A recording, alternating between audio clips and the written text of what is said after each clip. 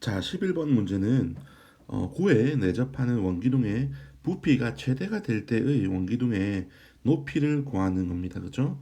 자, 그러면 원기둥 부피 구하는 공식이 뭐죠? 그렇죠. 밑넓이 곱하기 높이죠. 자, 우리가 이 원기둥의 부피를 식으로 표현하기 위해서 일단 우리가 그림에서 미지수를 한번 잡아봅시다. 자, 그림에서처럼 밑면의 중심에서 우리가 요 구의 중심까지의 거리를 x라고 한번 잡아봅시다. 자, 그러면 문제에서는 원기둥의 부피가 최대일 때 원기둥의 높이를 구하라 그랬죠. 그죠? 자, 이게 원기둥의 높이인가요? 아니죠. 원기둥의 높이는 우리가 2x라고 할 수 있겠죠. 자, 그러면 문제를 정리해 보면 부피가 최대일 때 우리 요 그림에서 봤을 때 2x의 최대값을 2x의 값을 물어보는 문제가 되겠습니다. 자, 그러면 우리가 미지수를 잡았으니까 이 원기둥의 부피를 우리가 식으로 한번 표현해 봅시다. 자, 밑넓이 곱하기 높이가 구하는 공식이죠. 자, 그러면 여기 밑넓이의 반지름을 우리가 표현할 수 있을까요? 그렇죠. 9의 반지름이 6이기 때문에 자, 여기 대각선 끄면 여기 길이도 6이라고 할 수 있겠죠. 그죠? 자, 그러면 9의 밑넓이의 즉 밑넓이는 원이죠. 원의 반지름을 구할 수 있죠. 자, 피타고라스 정리에 의해서 우리가 밑면의 원의 반지름은 루트 36 빼기 x제곱이라고 할 수 있습니다. 자, 그러면 우리가 9의 부피를 우리가 v라고 하면 자, 밑넓이는 그쵸 반지름 곱하기 파이니까 36 빼기 x제곱의 파이 얘가 밑넓이겠죠. 자, 그 다음에 원기둥의 높이는 그렇죠 지금 2x겠죠 2x. 자, 이렇게 우리가 부피를 x에 관한 식으로 표현했습니다. 자, 이걸 다시 정리를 하면 이런 식으로 우리가 식을 전개를 할 수 있겠다. 그죠? 자, 그러면 이제 v가 x에 관한 3차식이니까 우리는 뭐뭐 하면 된다. 요 부피가 언제 최대값을 갖고 그 최대값이 무엇인지만 알아내면 됩니다. 자, 그러기 위해서는 요 부피의 뭘 구하자? 도함수를 구해서 우리가 요 부피의 성질을 알아봐야 됩니다. 도함수를 구해보면 자, 미분을 이렇게 할 수 있겠죠. 그죠? 자, 그러면 이거는 0, 즉 극값을 언제 갖는지 알아봐야 되니까 마이너스 3으로 한 번 더 묶을게요. 그죠? 그러면 마이너스 6파이에 x의 제곱 마이너스 6이 되겠다. 그죠? 6이 아니고 12가 되겠네요. 그죠? 자, 그러면 자, 다시 한 번 더 인수분해하면 얘는 마이너스 6파이에 x 플러스 루트 12, x 빼기 루트 12로 정리를 할 수 있겠네요. 자, 그러면 요 v 프라임 도함수는 위로 볼록인 2차 함수고 이런 형태겠죠. 그죠? 자, 그럼 부호는 마이너스에서 플러스 마이너스니까 여기서는 극소값 루트 12에서는 극대값을 갖는다고 할 수 있겠죠. 자, 이 v라는 함수가 x를 우리가 뭐로 잡았죠?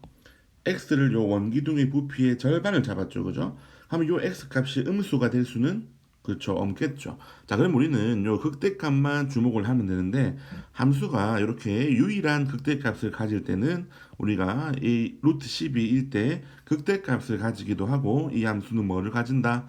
최대값을 가진다라고도 할 수 있겠죠. 자, 그러면 즉 정리를 하면 x가 얼마일 때 루트 12일 때 요 부피가 최대값을 갖는다라고 할 수 있겠네요. 자, 근데 우리는 문제에서 이 부피가 최대일 때 2x의 값을 구하고 있었잖아요. 맞죠? 왜냐면 원기둥의 높이니까 2x니까 그죠? 자, 그러면 우리가 x가 12, 루트 12일 때 부피가 최대니까 그러면 우리가 2x 이때 높이라고 하는 애가 2x가 되겠죠? 그러면 요 2x라는 애는 2 루트 12. 좀 간단히 해주면 그렇죠. 4 루트 3이 되겠네요. 그죠? 4 루트 3의 높이로 가질 때 원기둥의 부피가 최대가 된다라고 할 수 있습니다. 자, 12번 문제는 요 우리가 방정식을 적당히 변환을 해서 함수의 그래프만 그릴 줄 알면 우리가 A의 범위에 따라서 세 실근을 언제 갖는지 판단하시면 됩니다. 첫 번째, 요 방정식을 먼저 좀 정리를 해볼게요. 왜냐면 A가 있는 부분 우리가 그래프를 정확하게 못 그리니까 왼쪽에는 A가 없는 부분, 오른쪽에는 A만 남겨둬 볼게요. 자, 그러면 우리가 이 항을 통해서 x 세제곱 마이너스 3x제곱 빼기 1은 a가 서로 다른 세 실근을 갖는다라는 문제랑 같은 문제가 되겠죠. 그죠? 자, 근데 우리가 방정식의 근이라고 하는 것은 그래프상에서 그렇죠. 왼쪽과 오른쪽 함수의 교점으로 생각할 수 있겠죠. 그래서 이 표현을 우리가 그래프의 교점과 관련된 언급으로 표현을 다시 해보면 이렇게 표현할 수도 있겠죠. 그죠? 왼쪽에 있는 함수와 오른쪽에 있는 함수의 그래프가 서로 다른 세 점에서 만난다라는 말과 똑같습니다. 자, 그래서 우리는 뭐를 해볼 거냐면 왼쪽에 있는 요 함수의 그래프를 그리고 그다음에 요 y는 a라는 함수는 x축의 평행한 함수이기 때문에 우리가 왼쪽 그래프를 그린 다음에 a의 범위에 따라서 그래프가 서로 다른 세 점에서 만날 수 있도록 우리가 a의 범위를 설정할 계획입니다. 그래서 우리가 왼쪽 함수를 그래프를 그리기 위해서 이 함수의 도함수를 한번 구해 보겠습니다. 자, 미분을 하면 y'은 3x의 x 빼기 2가 되겠죠. 자, 얘는 2차 함수고 아래로 볼록인 함수입니다. 그죠? 그러면 이렇게 0과 2에서 x축과 만나는 형태의 그래프가 될 거고요. 이 y' 도함수의 부호를 조사해 보면 0에서 극대를 가지고 2에서 극소를 가지는 것까지 우리가 확인을 할 수 있습니다. 자, 이를 바탕으로 원래 함수인 요 y의 그래프를 그려보면 0일 때 대입해보면 마이너스 1을 지나죠. 그죠? 그럼 0, 마이너스 1을 표현하시고 얘가 극대점이 되겠죠. 그죠? 그 다음에 2를 대입해보면 얼마 나오죠? 8 빼기 12 빼기니까 마이너스 5가 나오네요. 그죠? 그 말은 여기 2, 마이너스 5라는 점이 지나가는데 얘가 극소 값이겠죠. 그죠?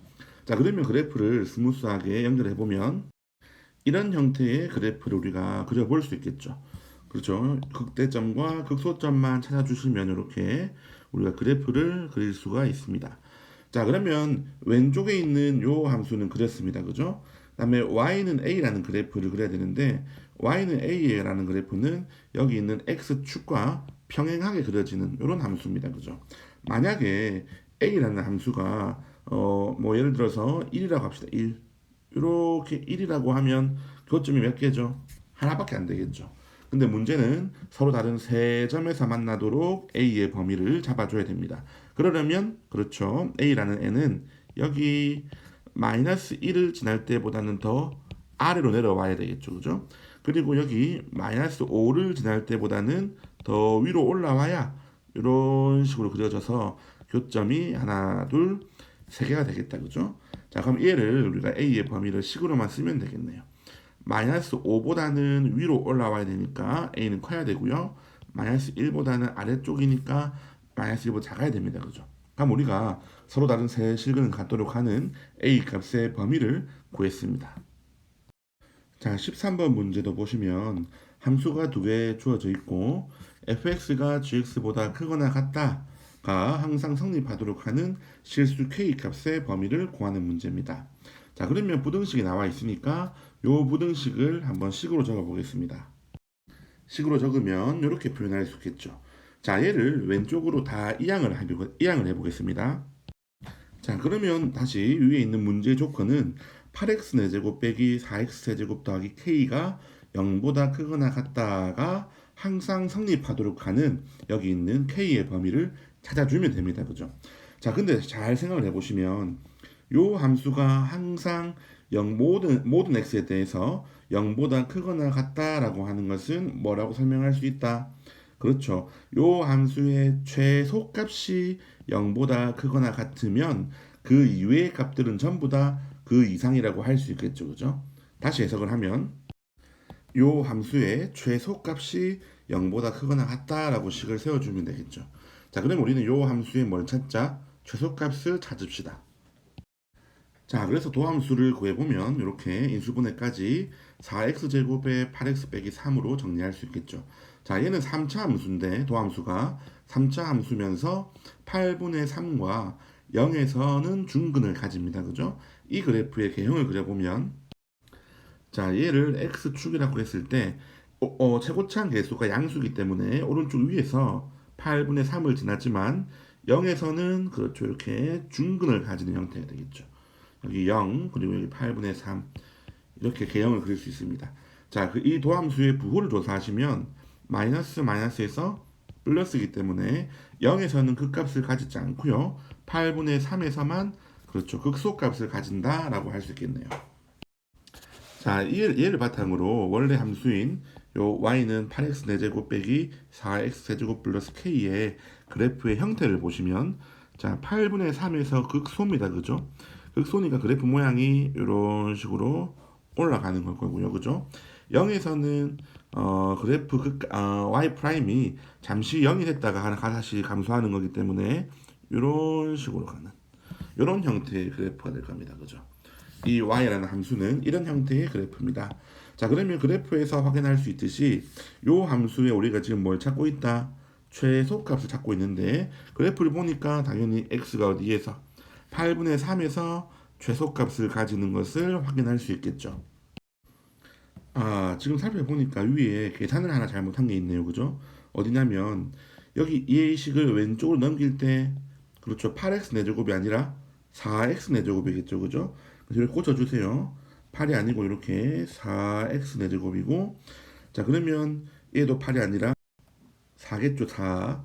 이 4가 되고 그럼 미분한 것도 값이 32가 아니라 그렇죠. 16 해야 되겠죠. 16. 16x 세제곱. 그러면 묶어낼 때도 4x 제곱 묶어냈으니까 여기 8x가 아니라 뭐가 되겠죠? 4x 빼기 3이 되겠네요. 그죠? 오른쪽에 있는 그래프의 형태나 이런 것들은 변하지 않습니다. 그죠? 그리고 여기 있는 x는 8분의 3이 아니라 그 값을 어디서 가진다? 그렇죠. 4분의 3에서 가진다. 뭐 이렇게 숫자만 호져 주시면 되겠습니다. 그죠? 자, 그럼 x는 4분의 3을 여기 있는 원래 함수인 요 식에다가 대입을 하면 이렇게 쓸 수 있겠죠. 그죠? 자, 그러면 4가 약분되니까 예, 4의 4제곱이죠. 세제곱이 아니고. 자, 그럼 4의 세제곱만 남으니까 64분의 81 빼기 4가 또 약분되겠죠. 그죠? 16분의 27 더하기 k가 되겠습니다. 한 번 더 정리를 하시면 64분의 81 빼기 4를 곱한 거니까 108 더하기 k가 되겠습니다. 그죠? 한 번 더 정리하면 k 빼기 64분의 얼마죠? 27이 되겠네요. 그죠? 자, 근데 우리는 식을 이 최소값이 0보다 크거나 같다라고 세우기로 했죠. 0보다 크거나 같다를 만족하면 되는 거였습니다. 그죠? 따라서 실수 k는 뭐보다 그렇죠. 64분의 27보다 크거나 같다라고 범위를 세우시면 됩니다. 자, 위치, 속도, 가속도 문제는 다음 식만 우리가 기억을 하시면 됩니다. 자, 위치를 우리가 시각 t에 대해서 뭘 하면 그렇죠. 미분을 하면 속도가 나오고요. 속도를 다시 미분을 하면 뭐가 나온다? 가속도가 나온다라고 할 수 있겠죠. 자, 근데 주의할 점은 여기 있는 위치라는 단어하고 우리 거리라는 단어하고 조금 구분을 해주셔야 됩니다. 그죠?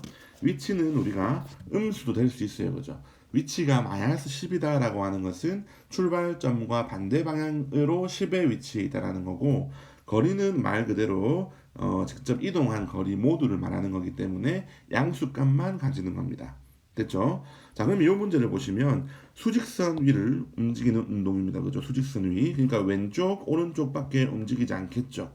그리고 위치가 t에 관한 식으로 주어져 있고요. 문제가 뭐냐면 P가 출발한 후에 다시 원점에 도착했을 때 속도와 가속도를 구하라라고 되어 있습니다.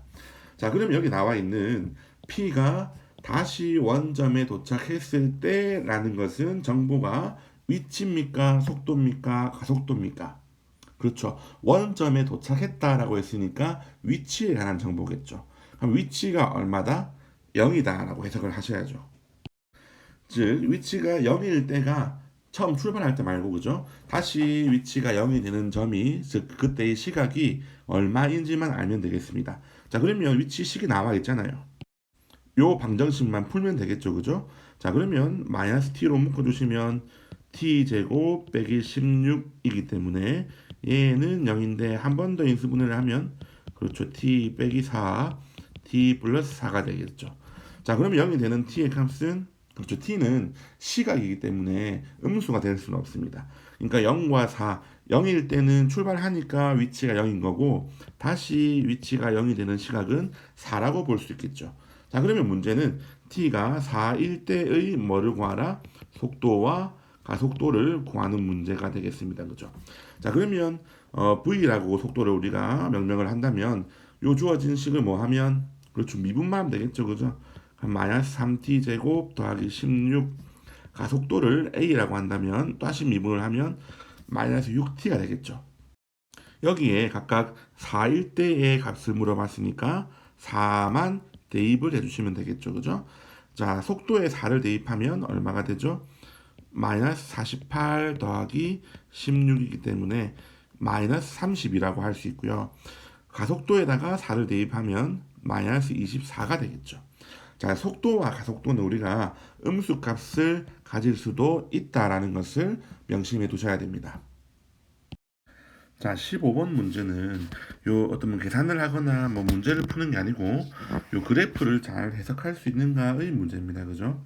자, 이거는 시각에 따른 요 위치 그래프입니다. 위치. 우리가 위치를 미분하면 속도라 그랬죠. 속도.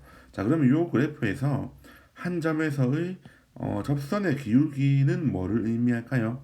그렇죠. 미분한 거니까 속도를 나타내죠. 속도. 그죠? 그래서 요 그래프에 각각의 접선의 기울기들이 속도를 의미한다라는 것만 알면 문제를 해결할 수 있습니다. 자, 기억을 먼저 보실까요? 0부터 C까지 해서 원점을 두 번 지난다. 이게 시각에 따른 위치 그래프잖아요.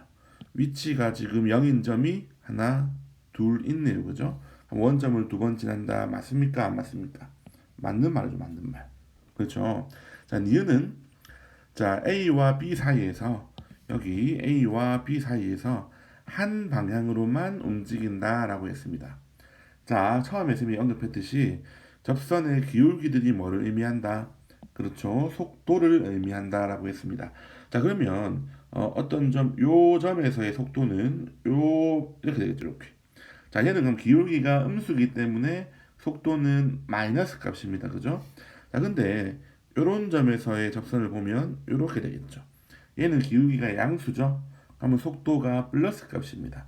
자, 그러면 A와 B 사이에서 속도가 마이너스인 부분도 있고 플러스인 부분도 있다. 그 말은 운동 방향이 마이너스 플러스라는 말은 운동 방향이 반대인 두 운동을 하고 있다는 거죠. 그죠? 그러면 한 방향으로만 움직인다라는 설명은 틀린 설명이 되겠죠. 그죠? 자, 디귿은 0부터 C 사이에서 운동 방향이 두 번 바뀐다. 그죠? 운동 방향이 바뀐다라는 말은 속도의 부호가 바뀌는 점이 있냐 물어보는 거다. 그죠? 자, 그러면 그래프를 보시면 자, 요 사이 어떤 점, 요런 점에서는 전부 다 접선의 기울기들이 음수죠, 음수. 마이너스 마이너스 마이너스 하다가 열점에서 0 됐다가 접선의 기울기들이 양수로 다시 갑니다. 그죠? 그럼 전체적으로 보면 속도는 계속 마이너스 부호를 가지다가 0 됐다가 다시 플러스로 가는 전체적으로 보면 음수에서 양수로 변하는 구간이 한 번 있습니다. 그죠? 그럼 운동 방향을 몇 번 바뀐 겁니까? 그렇죠. 두 번이 아니라 한 번 바뀌었다라고 할 수 있겠죠. 그래서 옳은 것만 고르시오라고 했는데 당연히 기억만 답이 되겠습니다.